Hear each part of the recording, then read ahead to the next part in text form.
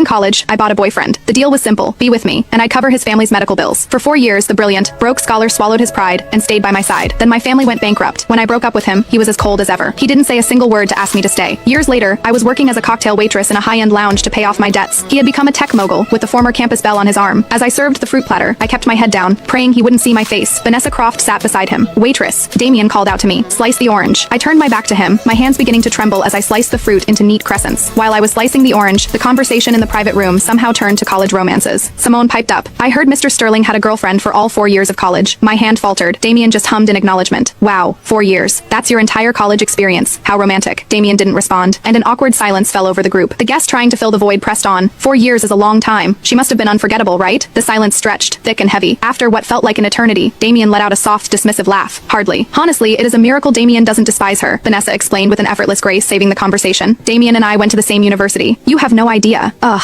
I felt so bad for him back then. If his ex hadn't been in the way, do you really think it would have taken us this long to get together? Of course, Vanessa, you are a huge star now, no matter how great his ex was. Could she ever compare to you? The mood in the room instantly lifted. I tugged the brim of my cap lower, desperate to just disappear. The fruit knife slipped, slicing my finger. A sharp hiss of pain escaped my lips, drawing the attention of the table. "What is wrong with you?" Vanessa complained, her voice sharp with annoyance. "Can't you even cut a piece of fruit? I am so sorry, I'll get you a fresh platter." I snatched the plate, ready to flee. "Wait." Damien's voice stopped me in my tracks. Each word was slow, deliberate. "Turn around." My feet felt nailed to the floor. 1 second, 2. My manager, sensing trouble, rushed over. "My apologies, everyone. She is new, still learning the ropes. The fruit platters are on the house tonight." She shot me a pointed look. "What are you waiting for? Go get a new one." It was the escape I needed later. My manager, a kind woman named Sarah, pulled me aside. "You need to be quicker on your feet next time," she said gently. "We were all new once, but a complaint from that room, and you'd be working tonight for free." "Thank you, Sarah. Don't mention it. Just be extra careful with the VIP room. They're all heavy hitters, especially the youngest, most handsome one in the middle. He is the founder of a huge tech startup. He is not someone we can afford to cross." "Sarah, I am a little shaken up. Could you possibly take the new platter in for me?" "Sure thing." I let out a breath I didn't realize I'd been holding. If there was one person in the world who had already crossed Damien Sterling beyond forgiveness, it had to be me. I was the ex he was talking about, the one it was a miracle he didn't despise. At 4 a.m., my shift was finally over. I was the last to leave. A coworker, thinking the building was empty, had already shut off the main lights and the elevators. I jabbed at the elevator button in frustration, hoping to bring it back to life. "You should probably call someone." Damien's voice echoed from the darkness behind me. I froze, then mechanically called my coworker. The elevator whirred back to life. Damien and I stood in the cramped space, the silence deafening. "Working this late?" His voice was low, yet distinctly clear in the confined space. "Yeah, waiting for the last guest to leave." I stared at the closed elevator door. "The pay? Is it good?" he asked hesitantly. "It is okay." I kept my head down, the cap hiding my face. He didn't seem to recognize me. He chatted idly for a moment, then glanced at his watch. "This elevator is painfully slow. My girlfriend is probably getting impatient. She is very clingy, you know, loves to be doted on." My heart clenched. He was talking about Vanessa. "What about you?" he continued. "You get off this late. Doesn't your boyfriend come pick you up? I live close by." The elevator